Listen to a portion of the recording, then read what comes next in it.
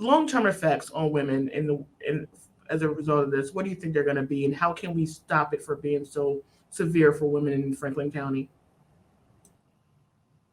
You're going to say something, Lisa? Yeah, well, I mean, it's the economics.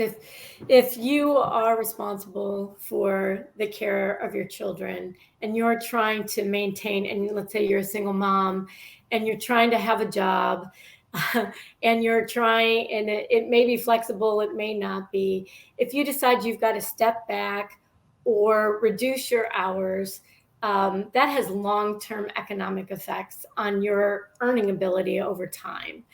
So if women step out of the workforce, they're basically losing money, right? And not just money to pay for what they need now, but money that they need to invest in assets, if they can, if they even make enough. Long term, they're trying to work longer. They may never make up that time they've had to step out to take care of their children. I mean, it has long term, real economic effects for women, especially if they are the primary and only breadwinner in that household.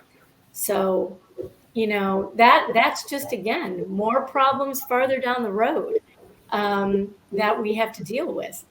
So we need to do everything we can to figure out how to support women going back to work. And Commissioner Crawley and the other two commissioners gave us funding to try to figure that out, to help women get back into the workforce. But we can figure all kinds of things out. But if they don't have quality childcare, it's not going to matter. They're still not going to be able to go back. Yeah, I want to go back because this number is quite staggering. And we've talked about the cost to the individual homeowner or the family what they have to pay for childcare.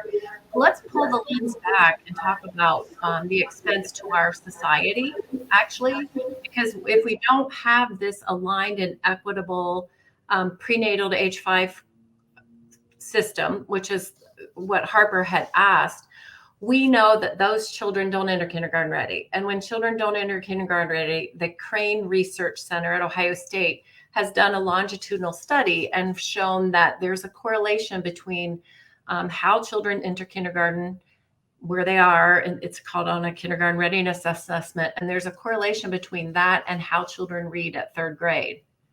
And when children don't read well at 3rd grade, now this is a research that shows kindergarten readiness linked to 3rd grade, and the 3rd grade is linked to life outcomes like a higher rate. So talk about the cost: a higher rate of placement in special education, a higher rate of high school dropouts, a higher rate of brushes with juvenile justice, higher teen pregnancy rates. And so tick, tick, tick, add that up, and it's really quite expensive.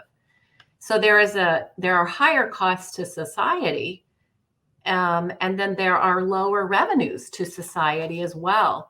We've been doing some research, and just I want to make sure that I'm giving you the right figure, because you're just going to say, can it be? When we looked at hard data, facts at our incarceration rates and the juvenile justice system, teens involved in that, and the high school dropouts in Franklin County, that's 380 million with an M, $million a year when children do not enter kindergarten ready. That's staggering.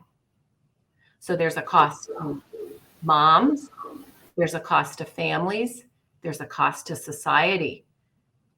And that is an annual cost. So we just have to get serious about making our young children a priority.